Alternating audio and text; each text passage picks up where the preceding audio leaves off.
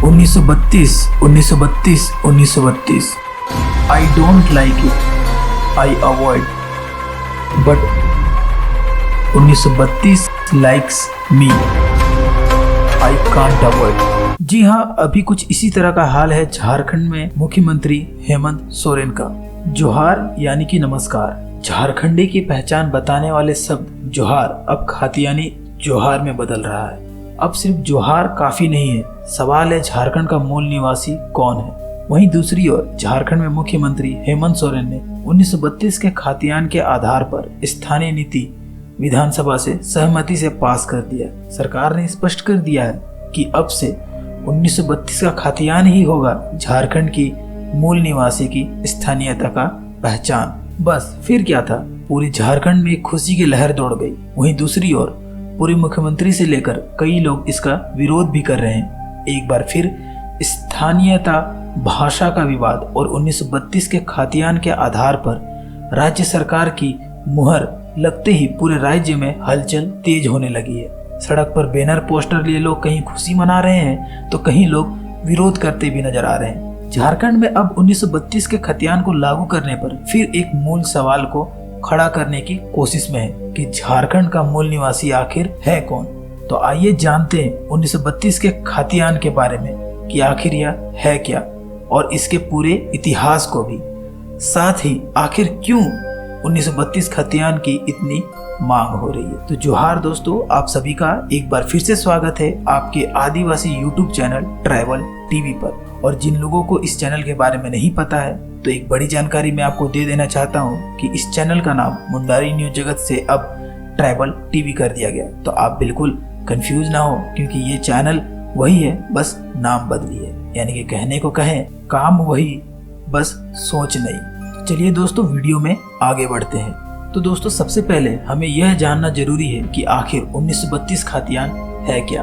1932 के खातियान के मुताबिक उन लोगों को झारखंड का स्थानीय निवासी माना जाएगा जिनके पूर्वजों के नाम साल 1932 या उससे पहले का खातियान है। मतलब अंग्रेजी हुकूमत ने 1932 तक कराए गए जमीनों के सर्वे सेटलमेंट के दौरान इस इलाके में रह रहे परिवार की झारखंड के डोमिसाइल यानी कि स्थानीय माने जाएंगे, बशर्ते केंद्र सरकार इसे 9वीं अनुसूची में शामिल करने का राज्य का प्रस्ताव स्वीकार कर ले। यानी कि अगर यह प्रस्ताव स्वीकार हो जाती है तो झारखंड में बहुत सारे परिवार हो जाएंगे बाहरी, और यही डर उनको सता रही है। और कहें तो इसी कारण ये लोग विरोध भी कर रहे हैं। चलिए 1932 के खतियान के थोड़े से इतिहास को भी जान लेते हैं। झारखंड में 1932 के खतियान को स्थानीयता का आधार मानने की मांग यहाँ के लोग झारखंड गठन के बाद से ही करते आ रहे हैं। यहाँ के आदिवासी और मूलवासी हमेशा से कहते रहे हैं कि झारखंड में बाहर से आकर बसे लोगों ने यहाँ के स्थानीय बाशिंदों के अधिकारों का अतिक्रमण किया है, उनका शोषण किया है। लिहाजा यहाँ की स्थानीय नीति 1932 के खतियान के आधार पर बनाई जानी चाहिए। बिरसा जयंती के मौके पर 15 नवंबर 2000 को झारखंड के अलग राज्य बनने के बाद यहाँ बीजेपी के नेता बाबूलाल मरांडी के नेतृत्व में पहली सरकार का गठन हुआ था। उनकी सरकार ने 2002 में यहाँ की डोमिसाइल पॉलिसी घोषित की थी। उसके तहत भी 1932 के सर्वे सेटलमेंट को स्थानीयता का आधार माना गया था, जिसके बाद हिंसा भड़क गई और उस हिंसा में 6 लोगों को अपनी जान गंवानी पड़ी थी। तब उनके मंत्रिमंडल के कुछ सदस्यों ने ही उनका विरोध किया और बाद के दिनों में बाबूलाल मरांडी को मुख्यमंत्री की कुर्सी छोड़नी पड़ी थी। उसके बाद झारखंड के हाई कोर्ट के तत्कालीन मुख्य न्यायाधीश justice V K. Gupta, justice Gurusharan Sharma, justice S K. Mukhopadhyay, justice L. Oraon और जस्टिस M.Y. इकबाल की खंडपीठ ने इसे संबंधित जनहित याचिकाओं की सुनवाई करते हुए सरकार के उस निर्णय पर तत्काल रोक लगा दी थी। हाई कोर्ट ने सरकार से कहा था कि वह अपनी स्थानीय नीति लेकर आए। उसके बाद राज्य में कई सरकार बनी, लेकिन किसी सरकार ने स्थानीय नीति नहीं बनाई। कहा जाता है कि सरकार इसे विवादास्पद मानकर इससे बचती रही है, लेकिन साल 2013 में अपने पहले मुख्यमंत्री काल में झारखंड मुक्ति मोर्चा यानी कि JMM के नेता हेमंत सोरेन ने स्थानीय नीति पर सुझाव देने के लिए 3 सदस्यीय समिति गठित कर दी। हालांकि तब यह नीति नहीं बन सकी। उनके पिता और JMM के प्रमुख शिबू सोरेन ने भी 1932 के खतियान को आधार मानकर स्थानीय नीति बनाए जाने की वकालत करते रहे, लेकिन उनके खुद के मुख्यमंत्री रहते यह नीति नहीं बन सकी। साल बीते और साल आया 2014। तो दोस्तों 2014 में हुए विधानसभा चुनाव के बाद हेमंत सोरेन की सरकार गिर गई और रघुवर दास के नेतृत्व में बीजेपी का गठबंधन की सरकार ने कामकाज को संभाला। बीजेपी और सुदेश महतो के नेतृत्व में आजसू पार्टी के गठबंधन की रघुवर दास सरकार ने साल 1985 को कट ऑफ डेट मानते हुए स्थानीय नीति की घोषणा की, जिसका व्यापक विरोध हुआ।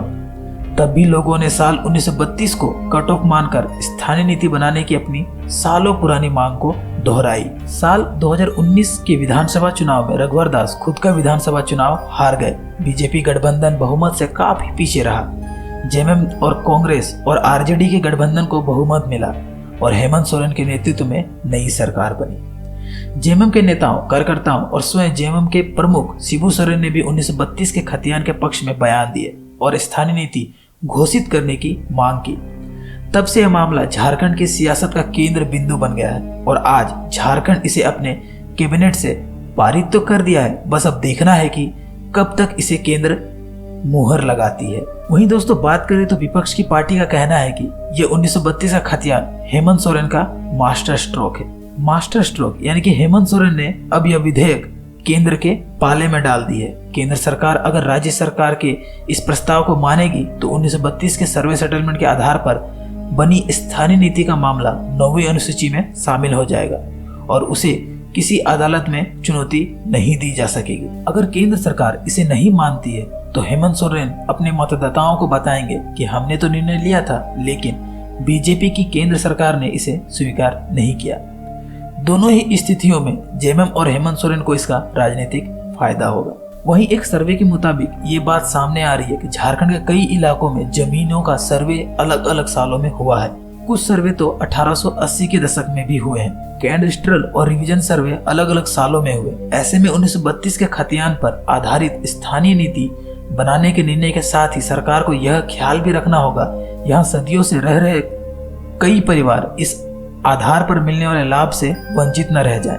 कई आदिवासी परिवारों के पास भी खतियान नहीं है, तो फिर ये आदिवासी परिवार झारखंडी होते हुए भी बाहरी ना हो जाए। वहीं हमें इस बात पर भी ध्यान देना चाहिए कि कुछ महीनों पहले खुद झारखंड के मुख्यमंत्री हेमंत सोरेन ने विधानसभा के सत्र में कहा था कि 1932 के खतियान को लागू नहीं किया जा सकता, इससे कई समस्याएं खड़ी होंगी। फिर ऐसा क्या हुआ कि सीएम को अचानक इसे लागू करना पड़ा।